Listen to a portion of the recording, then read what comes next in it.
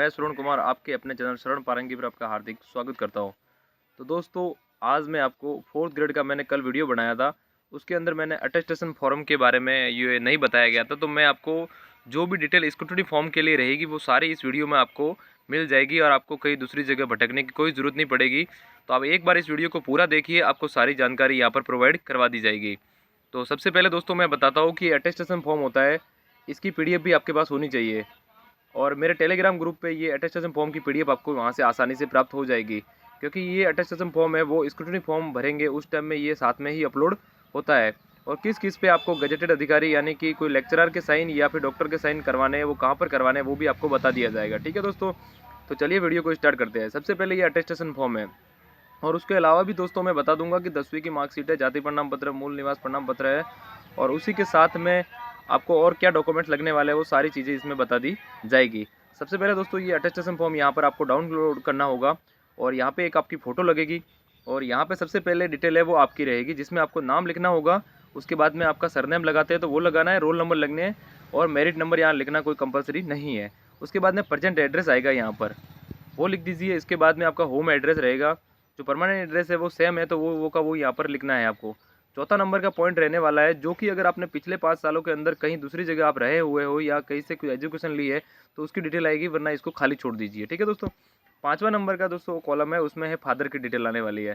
Father की detail रहेगी, father का नाम आएगा, यहाँ पर प्रेजेंट एड्रेस आएगा, परमानेंट एड्रेस आएगा, प्रोफेशन यानी कि आपके पिताजी क्या करते हैं और वगैरह वगैरह, सर्विस में है तो उसका डेजिग्नेशन लिख दीजिए, कौन से पद पर है। और छठा नंबर का आएगा यहाँ पर दोस्तों नेशनलिटी है, आपके पिताजी है वो इंडियन है, माताजी इंडियन है, तो उसके आगे आपको राइट करना है। अगर आप कोई फीमेल है तो आपके आगे शादी हो चुकी है तो हस्बैंड पे आपको टिक करना है। अगर कोई मेल है तो उसको वाइफ के आगे इंडियन पे टिक करना है। उसके बाद में आपको दोस्तों यहाँ पर प्लेस ऑफ बर्थ लिखनी है अपनी। जैसे आपके कोई हस्बैंड है तो उनकी प्लेस ऑफ बर्थ कौन सी है, वाइफ है तो उनकी कौन सी प्लेस ऑफ बर्थ है। उसके बाद में आपको डेट ऑफ बर्थ लिखनी है, यहाँ पर कौन सी तारीख, कौन सा महीना, कौन सा वार लिखना है, सॉरी ईयर लिखना है। उसके बाद में बी पॉइंट है, उसमें प्रेजेंट एज ऑन एडवर्टाइजमेंट।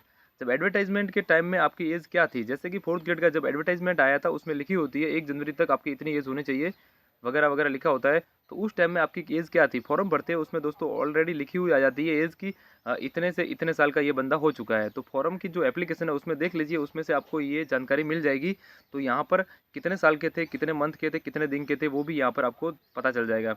उसके बाद में है एज ए मैट्रिकुलेशन, यानी कि 10वीं जब आपने पास की थी उस टाइम में आपकी एज यहाँ पर क्या थी। तो 10वीं के टाइम में आपकी एज होगी जैसे 15-16 साल होगी, और आपके कुछ महीने होंगे और कुछ दिन होंगे। तो वो भी दोस्तों आप गूगल में जाएंगे और गूगल में एक आता है एज कैलकुलेटर करके, वहाँ पर आपकी डेट ऑफ बर्थ डालनी है, और आपकी जो 10वीं की मार्कशीट है उसके नीचे एक डेट लिखी होती है वो डालनी है, और फिर कैलकुलेट पे आपको क्लिक करना है। तो आपको जो भी आपकी उस टाइम में जो एज होगी, मतलब कि जितने साल के हुए होंगे, कितने महीने कितने दिन के, सारा लिखा हुआ आ जाए, वो यहाँ पर आपको एज इट इज लिखना है। उसके बाद में आपको यहाँ पर 8वां कॉलम है, जिसमें place of birth, district, state and which is student, मतलब कि आपका जो प्लेस ऑफ बर्थ क्या रहा था, डिस्ट्रिक्ट स्टेट क्या रही थी, वो आपको यहाँ पर लिखनी है, और आप कौन सी स्टेट या डिस्ट्रिक्ट से बिलोंग करते हैं बी पॉइंट में, वो आपको यहाँ पर लिखना है। इसके बाद 9वां पॉइंट है आपका स्टेट और रिलीजन, आप हिंदू है, मुस्लिम है, सिख है, ईसाई है, जो भी है वो यहाँ पर लिखना है। और बी पॉइंट है दोस्तों ये ST SC जो भी कैंडिडेट है जो ट्राइबल एरिया वगैरह से आते हैं उनको यहाँ पर यस करना है, और अपना SC या ST है वो लिखना है। बाकी अदर कैंडिडेट है वो यहाँ पर नो करेंगे। उसके बाद 10वां पॉइंट है, ये दोस्तों इंपॉर्टेंट है, यहाँ पर एकेडमिक डिटेल्स है।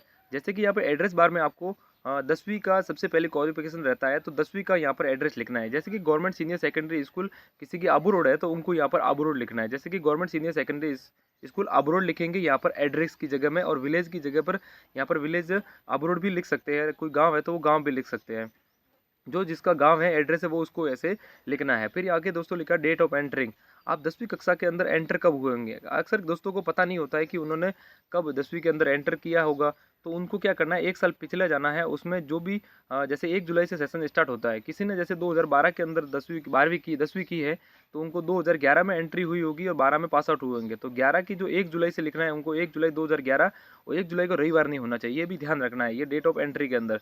उसके बाद में डेट ऑफ लिविंग की, तो जो मार्कशीट होती है 10वीं की उसके नीचे हुई लिखी हुई होती है वो लिखनी है। और आगे एग्जामिनेशन पास्ड, तो यहाँ पर आपको सिर्फ लिखना है 10th या 10वीं लिखना है। ठीक है, इस तरह से दूसरा कॉलम है, यहाँ पर अगर आपने 12वीं भी उस फॉर्म भरते हुए लिखा हुआ है तो यहाँ पर एड्रेस लिखना है जहाँ से आपने 12वीं की है।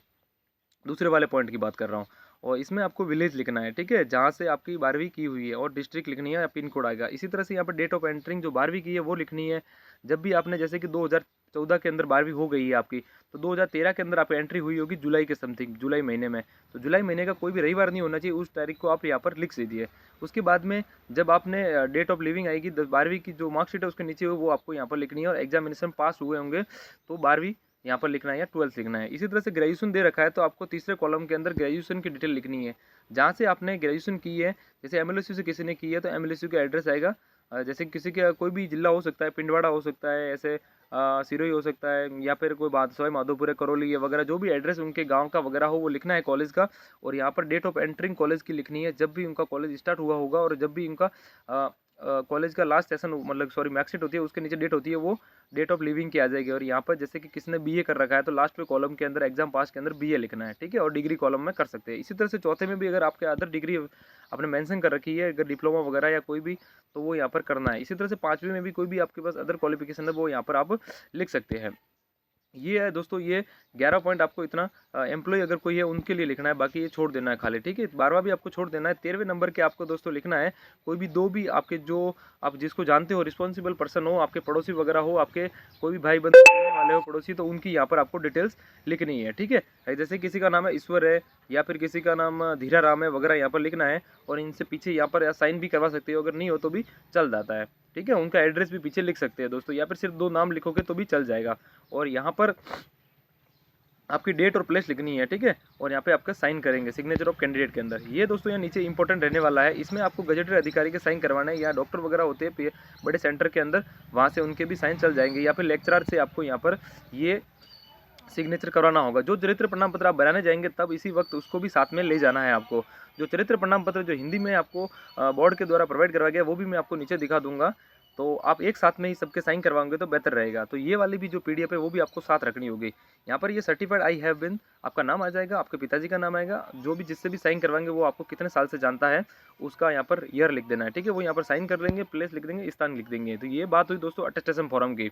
अभी यहाँ पर जो बोर्ड ने पीडीएफ जारी की है उसको यहाँ पर अपन देखने वाले हैं। ये देखिए दोस्तों चरित्र प्रमाण पत्र है, तो चरित्र प्रमाण पत्र भी आपको पूरा भरना होगा यहाँ पर, या फिर जहाँ भी साइन करवाने जाएंगे वो अपने आप खुद ही भर देंगे, और वो कितने सालों से आपको जानते हैं वो डिटेल्स यहाँ नीचे आ जाएगी। तो दोस्तों ये चरित्र प्रमाण पत्र की आपको 2 प्रिंट निकलवानी है, जिसके अंदर 2 अलग अलग गेजेटेड अधिकारी के साइन होने वाले हैं। एक लेक्चरर का साइन होगा और जो दूसरे वहाँ पर लेक्चरर है तो उनसे भी साइन करवा सकते हैं, दोनों लेक्चरर के भी हो सकते हैं। तो आपको 2 चरित्र प्रमाण पत्र की इसकी प्रिंट निकालनी है, ठीक है। चरित्र प्रमाण पत्र की 2 प्रिंट निकाल दोगे और उस पर अलग अलग साइन करवा देने हैं आपको, ठीक है। जब आप ये चरित्र प्रमाण पत्र के साइन करवाने जाओ दोस्तों, तो ये जो ऊपर वाला अटेस्टेशन फॉर्म है उसको भी साथ में ले जाना है, तो एक लेक्चरर उस पर भी साइन कर देगा, ठीक है। फिर उसके बाद में इसको स्क्रॉल करके नीचे जाएंगे दोस्तों, तो यहाँ पर आपको सामान्य घोषणा पत्र देखने को मिलेगा। तो सामान्य घोषणा पत्र है दोस्तों, ये आपको जो भी स्टाम्प वाले होते हैं दोस्तों, जो स्टाम्प निकाल के देते हैं अपन को, जो भी ये मकान वगैरह का रहता है ना, तो वो स्टाम्प बनाते हैं लोग, जैसे किसी ज़मीन वगैरह जायदाद का भी वो बनाते हैं, तो 50 रुपये का आपको स्टाम्प लेना है वहाँ से। तो उस पर ये प्रिंट करके देंगे दोस्तों। ये जो 50 रुपये का स्टाम्प लिखा हुआ है, तो जो भी डिटेल्स है वो सारी वो 50 रुपये के स्टाम्प पे वो प्रिंट कर देंगे और आपको दे देंगे। फिर उसके बाद दोस्तों क्या करना है, इसको आपको फिलअप कर देना है, और उसके बाद में इसको नोटरी करवाना होगा आपको। नोटरी वाला आपको साइन करेगा, 30-35 रुपये या जो भी चार्ज वहाँ का होता होगा वो लेगा और इसको साइन करके दे देगा। और आपको बता दो दोस्तों, ये किस जो स्टाम्प वाले पेज कौन कौन से है वो भी यहाँ पर एक एक करके मैं बताता जाऊँगा, ठीक है। यहाँ पर जो 50 रुपये ऊपर लिखा हुआ वो सारे स्टाम्प वाले हैं। अब इसको स्क्रॉल करेंगे, नीचे जाएंगे अपन दोस्तों, तो नीचे ये संतान संबंधी सामान्य कागज पर है। तो सामान्य कागज पर जैसा आपको ये दिख रहा है कागज, वैसा का वैसा आपको प्रिंट निकालना है, ठीक है दोस्तों। जो भी अपन कई दुकान पे जाके प्रिंट निकालते हैं सामान्य पेज, तो वही सामान्य पेज आपको सीधा ही निकालना है। तो संतान संबंधी दोस्तों किसको बनाना है, तो संतान संबंधी सभी को बनाना है दोस्तों, जो भी शादीशुदा भी है और जो नहीं है उनको भी बनाना होता है, ठीक है। तो यहाँ पर डिटेल्स आएगी सारी की सारी, और यहाँ पे नील कर देना है, जिसके भी बच्चे नहीं है उनको नील कर देना है, और नाम की जगह यहाँ पर सीधा ही क्रॉस सीधा आड़ी लाइन खींच देनी है। बता देता हूँ कैसे लाइन खींचनी है आपको। यहाँ पर जीरो कर दीजिए, जीरो नहीं करना है, यहाँ पर नील करना है, ठीक है दोस्तों। और यहाँ पे ऐसे करके लाइन करनी है आपको सिंपली। इसके बाद में दोस्तों इसको स्क्रॉल करके ऊपर जाएंगे, यहाँ पर भी आपको जिसके बच्चे नहीं है उनको नील करना है और जिसको इसको काट देना है, जिसके बच्चे हैं उनको सीधा नाम लिखना है और संख्या लिखनी है बच्चों की। और जो ऊपर वाला कॉलम है यहाँ पर 2002 से पहले की जो संख्या है उनको लिखनी है, और 2002 के बाद में जिसके बच्चे हुए हैं उनको यहाँ पर डिटेल आएगी, ठीक है। और ये जो संतान संबंधी है इसके भी दोस्तों जब आप जाओगे लेक्चरर के साइन करवाने के लिए तब यहाँ पर उनके भी यहाँ पर साइन होने वाले हैं। ठीक है दोस्तों, तो एक लेक्चरर तो ऐसा पकड़ लीजिए जो कि संतान संबंधी हो जाएगा दोस्तों साइन, उसके ऊपर एक चरित्र प्रमाण पत्र दे देगा और एक अटेस्टेशन फॉर्म बना देगा, और दूसरा जो चरित्र प्रमाण बचेगा उस पर दूसरे लेक्चरर के साइन करवा दीजिए। ठीक है दोस्तों, उसके बाद में अपन देखते हैं नीचे स्क्रॉल करके, तो ये दोस्तों अविवाहित वालों के लिए है। ठीक है, तो अविवाहित वाले को जैसे कि मैं शादी करूंगा तो उस टाइम में दहेज वगैरह नहीं लूंगा, तो उस बाबत में ये बनेगा, तो ये भी दोस्तों स्टाम्प के ऊपर आपको प्रिंट करवाना होगा और उसके बाद में इसको भी नोटरी करवाना होगा। तो यहाँ पर आपको पूरी डिटेल आ जाएगी, खुद का नाम आ जाएगा, निवास स्थान वगैरह आ जाएगा, ऊपर स्क्रॉल करके जाएंगे तो यहाँ पर भी नाम आ जाएगा आपका दोस्तों, और यहाँ साक्षी के हस्ताक्षर जो भी आपके पड़ोस में रहते हैं उनके आपको यहाँ पर हस्ताक्षर करवाने हैं। आपके जो भी पड़ोस में भाई बंधु होंगे उनके यहाँ पर आप हस्ताक्षर करवा लीजिए। ठीक है, तो ये भी स्टाम्प पे होने वाला है, जिसके 50 रुपये ऊपर लिखे हैं वो स्टाम्प करवाने हैं। और ये दोस्तों जो विवाहित है उनको करवाने हैं। अविवाहित वालों के लिए ऊपर वाला हो गया, और जो ये विवाहित वाले हैं तो ये विवाहित वालों के लिए हो जाएगा। विवाहित वालों को क्या करना है, इनको स्टाम्प पे प्रिंट करवाना होगा और सारी डिटेल भरनी होगी और शादी उनकी दिनांक लिखनी होगी। और यहाँ पे उनको क्या करेंगे, अभ्यर्थी जो भी फॉर्म भर रहा है उनके यहाँ पर पिताजी है उनके साइन होने वाले हैं और यहाँ पे उनके ससुर जी के साइन हो जाएंगे और उनका नाम पता आ जाएगा। इसी तरह से अभ्यर्थी की पत्नी है या पति है और उनके समक्ष स्वतंत्र साक्षी के हस्ताक्षर यहाँ पे करवाने होंगे। जो भी पड़ोसी है वगैरह है उनके यहाँ पर साइन आपको करवाने होंगे। ठीक है दोस्तों, तो वो आप साइन करवा लीजिए। ऊपर जाके स्क्रॉल करेंगे, यहाँ पर जो विधवा है उनके लिए ये फॉर्म दे रखा है दोस्तों, तो उनको भी यहाँ पर स्टाम्प पे इसको प्रिंट करवाना होगा और 50 रुपये के स्टाम्प पे, और उसके बाद में इसको डिटेल्स को भरना होगा। और यहाँ पे जो हस्ताक्षर है वो 2 साक्षी जो भी इनके पड़ोस में कोई है उनसे करवाने होंगे और नोटरी करवाना होगा। जिस जो भी स्टाम्प है 50 रुपये वाले उनको सबको नोटरी करवाना ही करवाना है। इसके बाद में ये परित्यक्ता का है तो उनको भी ये सारी डिटेल भरनी है और उसके बाद में उनको सारा यहाँ पे 2 हस्ताक्षर के सिग्नेचर करवाने होंगे।